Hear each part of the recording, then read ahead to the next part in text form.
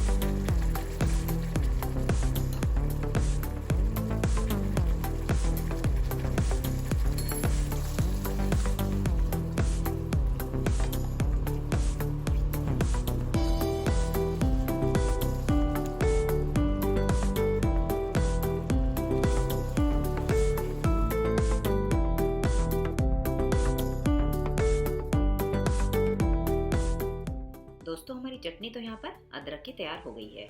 और अब मैं आपको एक टिप देना चाहूँगी। और टिप ये है कि अक्सर हम जब पनीर को फ्राई करते हैं तो वो हमारे जिस भी बर्तन में हम करते हैं वो उस पर चिपक जाता है। तो आप क्या करें, डायरेक्टली नमक वाले गर्म पानी में पनीर को सबसे पहले डाल दें। तो इससे क्या होगा, पनीर हमारा सॉफ्ट, मॉइस्ट और जूसी हो जाएगा और वो चिपकेगा बिल्कुल भी नहीं।